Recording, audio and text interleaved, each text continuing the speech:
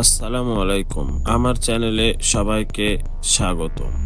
সরকারের আজকে উপদেষ্টা পরিষদের একটি গুরুত্বপূর্ণ মিটিং হয়েছে।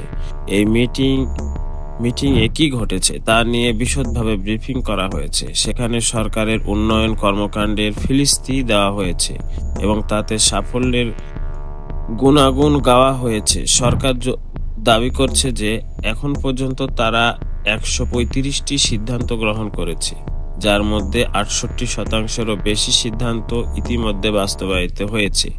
এটি তাদের একটি বড় সাফল্য বলে উল্লেখ করা হয়েছে।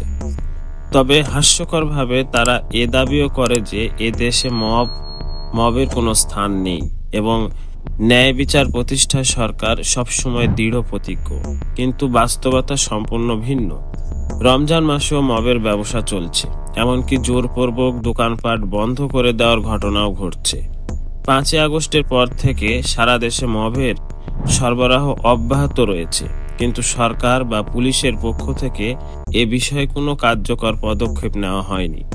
প্রধান উপদেষ্টা নিজেই বলেছেন পুলিশ এখনো প্রস্তুত নয়, অথচ মিটিং থেকে ফিরে মুখপাত্র দাবি করেছে মবের বিরুদ্ধে সরকার সম্পূর্ণ সোচ্চার।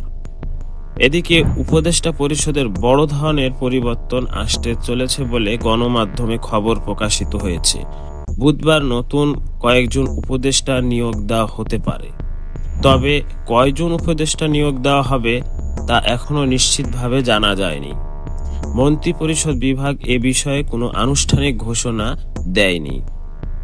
এর মধ্যে সবচেয়ে বড় খবর হলো স্বরাষ্ট্র উপদেষ্টা জাহাঙ্গীর কবিরকে সম্ভবত সরিয়ে দেওয়া হতে পারে।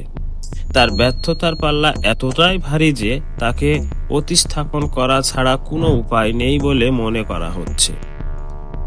নতুন যে স্বরাষ্ট্র উপদেষ্টা হবে তা নিয়ে নানা জল্পনা কল্পনা চলছে। ব্রিগেডিয়ার সাখাওয়াত হোসেনকে ফিরিয়ে আনা হতে পারে, নাকি আসিফ মাহমুদকে আবারও ওই দায়িত্ব দেওয়া হতে পারে তা নিয়ে আলোচনা চলছে। অন্যদিকে শিক্ষা মন্ত্রণালয়ের নজিরবিহীন ব্যর্থতা চোখে পড়ার মতো। মাস চলে এসেছে, কিন্তু এখনো শিশুদের হাতে বই পৌঁছানো সম্ভব হয়নি। এ ব্যর্থতার জন্য শিক্ষা উপদেষ্টা ওয়াহিউদ্দিন মাহমুদকে সরিয়ে দেওয়া হতে পারে বলে শোনা যাচ্ছে। তবে এ ব্যর্থতা শুধু ওয়াহিউদ্দিন মাহমুদের, নাকি সরকারের সিদ্ধান্তহীনতার ফল? সরকারের একগুঁয়েমি এবং শেষ মুহূর্তে পাঠ্যপুস্তক নিয়ে নয়-ছয় করার কারণেই এই পরিস্থিতি তৈরি হয়েছে বলে অনেকে মনে করেন। ওয়াহিউদ্দিনের মতো একজন জ্ঞানী ও গুণী মানুষ সরকারের আমলাতান্ত্রিক জটিলতায় পূর্ণ এ ব্যবস্থাকে হয়তো পুরোপুরি বুঝে উঠতে পারেননি। তবে তার পদত্যাগ না করাটাও অনেক বড় বিষয়।